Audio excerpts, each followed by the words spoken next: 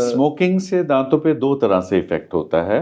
एक तो है कि स्मोकिंग जो है वो हमारे दांतों को स्टेन करती है। उसमें निकोटिन स्टेन्स हो जाते हैं जो कि काले काले स्टेन्स होते हैं। क्रॉनिक स्मोकर्स में ये आमतौर पे पाए जाते हैं। वो भी हार्मफुल ऐसा ज़्यादा नहीं है क्योंकि वो तो इजीली स्केलिंग से साफ हो जाते हैं। ठीक है। बट ज़्यादा हार्मफुल ये है कि स्मोकिंग जो आपका स्मोक है, निकोटिन है, दैट इज़ कैंसरस। वो हमारे मुंह के अंदर कैंसर प्रोड्यूस करता है। आप अगर क्रॉनिक स्मोकर का मुंह देखेंगे, अगर उसके अंदर एक क्लाउडी हम बोलते हैं, एक वाइटिश चेंजेस हमारे म्यूकोसा में आने शुरू हो जाते हैं, जो कि प्री कैंसरस होते हैं। प्री कैंसरस लीजन्स भी कई तरह के होते हैं, लाइक ल्यूकोप्लेकिया है, लाइकन प्लैनस है। तो ये प्री कैंसरस लीजन्स जो हैं ये अल्टीमेटली कैंसर में कन्वर्ट होते हैं। तो chronic smokers are more prone to have oral cancer. तो इसको कैसे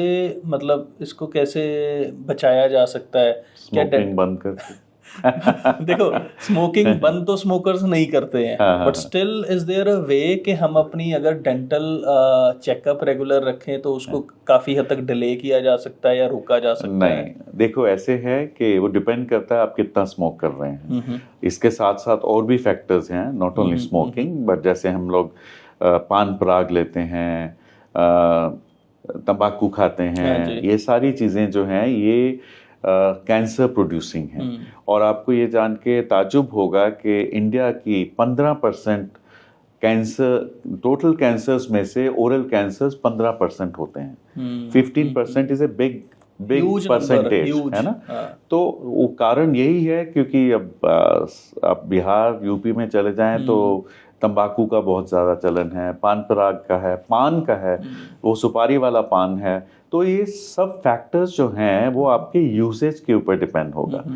तो कोई भी ऐसा तरीका नहीं है कि इन सब चीज़ों को डेंटल चेकअप से या कुछ और दवाई लेके रोका जा सके, ऐसा कुछ नहीं है।